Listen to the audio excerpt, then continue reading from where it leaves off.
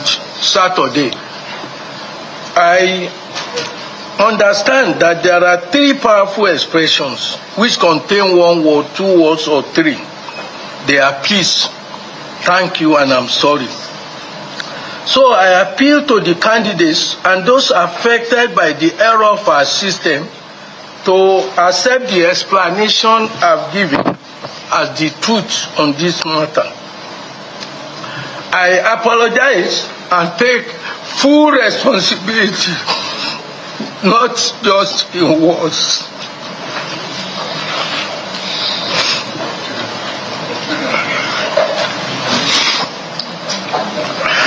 I want to say a big thank you to all of you, and may God bless us all.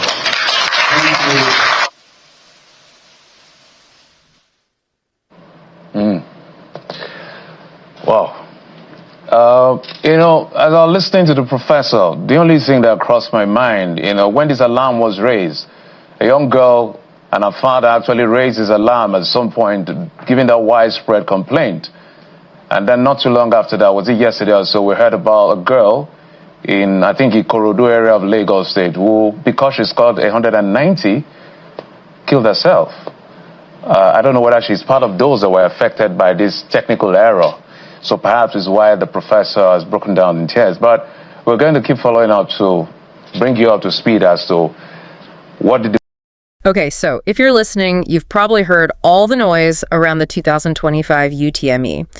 It's kind of impossible to miss if you're involved in Nigerian education. Absolutely. It's the big one for getting into university or polytechnic. Right.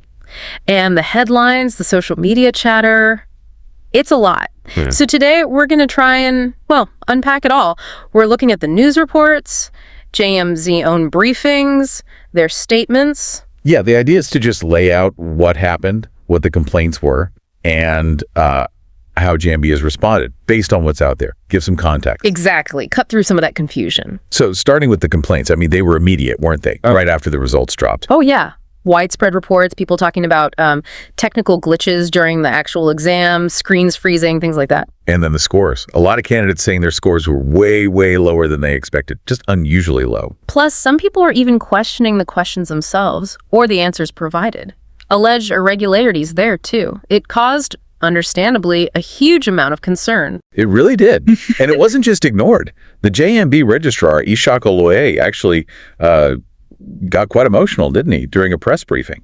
Yeah, reports said he teared up, acknowledging that, yes, errors did happen and they affected some candidates. That's quite a statement from the head of the board. It definitely underscores how serious they viewed it.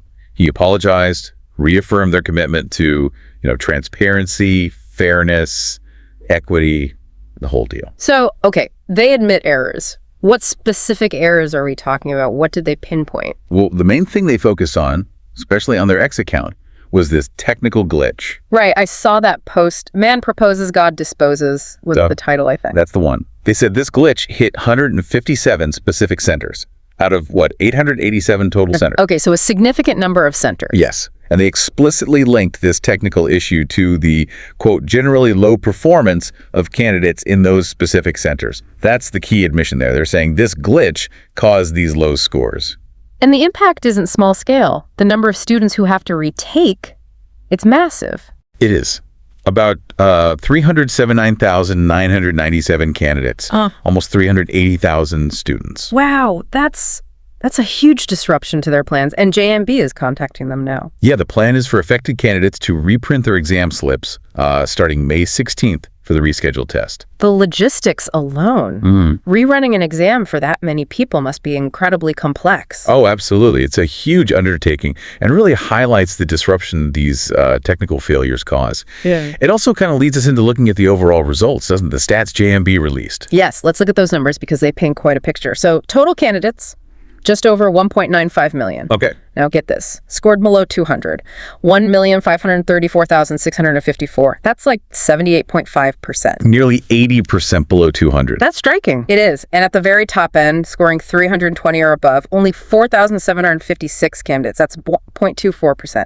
Tiny. Almost negligible, really. Even if you look at everyone scoring 300 and above, it's still only 12,414 people. So 0.63%. Okay, so very few high scores. Where did most people land? The biggest chunk, actually, over half the candidates, 50.29%, scored between 160 and 199. That was the most common range. Right, so a huge concentration in that lower middle band. Then below that... Well, 140 to 159 was about 25%. Then it drops off. 139 was just under 3%. 119 was 0.2%. And below 100 was only about 2,000 candidates, 0.1%. So that distribution, 78.5% below 200, even accounting for the glitches in those 157 centers, does that explain everything? Or does it suggest something broader might be going on? That's the big question, isn't it? While the glitches are a factor, having nearly 80% score below 200 does make you wonder about, well, overall preparedness, maybe the exam difficulty, the condition. It warrants a closer look, definitely. Yeah. Especially the very small number of top scorers. And then there was that interesting bit about underage candidates. Over 40,000 were allowed to sit because they supposedly had exceptional abilities. Right, I remember reading about that. But the follow-up was that only, 467 actually hit the score threshold that would suggest those abilities? Exactly, a tiny fraction. Which kind of makes you ask, is the UTME, this big standardized test, really the right tool to measure exceptional ability in younger kids? That's a really valid point. Maybe there need to be different ways to assess that. It feels like trying to fit a square peg in a round hole, perhaps. Yeah. It highlights the tension between spotting talent and the pressure cooker of a national exam. It's useful to compare this to last year, 2024. The number of people registering was pretty similar, right? Just over 1.94 million then, 1.95 million now. Roughly the same cohort size, yeah. Well, the score distribution seems different. Reports from 2024 suggested about 0.4% scored over 300 and 24% scored 200 or higher. Okay, so 0.4% over 300 last year versus 0.63% this year. Actually slightly higher this year at the very top, but the 200 plus mark, 24% last year versus, what was it this year? If 78.5% were below 200? Then only about 21.5% were 200 or above this year. So yeah, a dip from 24%. So fewer people hitting that 200 benchmark this year compared to last, even with similar registration numbers. That comparison does add weight to the idea that something was different this time around. And it wasn't just technical issues and scores. There was also the whole malpractice angle. Right. They reported catching 97 candidates red-handed, basically, in the act. And over 2,000 more are being investigated for suspected malpractice. Plus, a really large number, over 71,000, were just absent, didn't show up. That's a lot of no-shows. And they're still sorting out people with biometric problems, right? Yeah. Potential rescheduling for them. Yeah, if the challenges are genuine.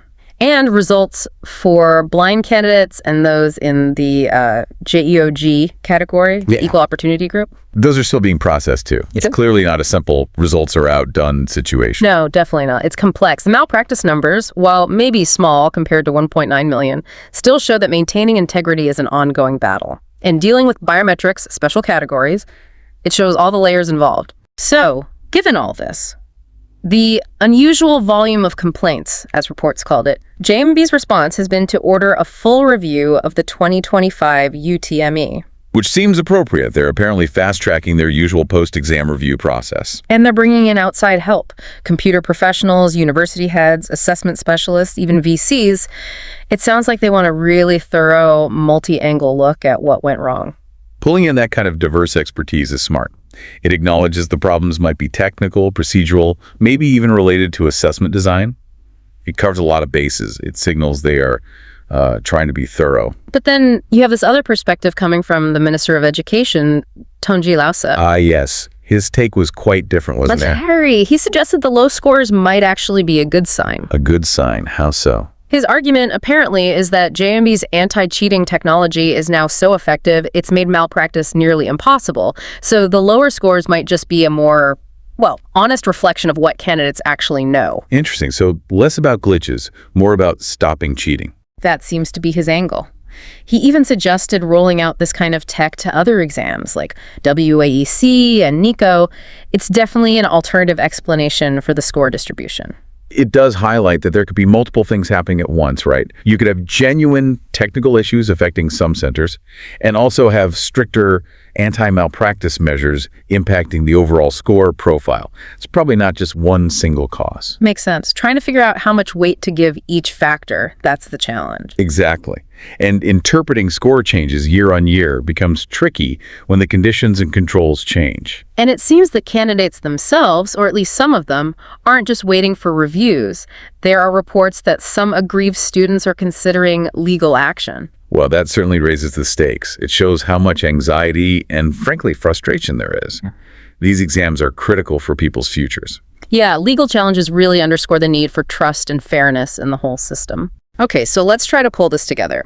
We've got JMB admitting technical errors, leading to a massive retake for almost 380,000 candidates. Yep, and we've got the data showing generally low scores overall, particularly that nearly 80% were below 200, which seems different from last year. Then there's JMB's response, the apology, the commitment to fairness, and this big multi-expert review they're launching. But also, the minister's counter-narrative, suggesting maybe it's the success of anti-cheating tech that's behind the scores. And finally, the possibility of lawsuits from students who feel wronged. It's messy. It really is.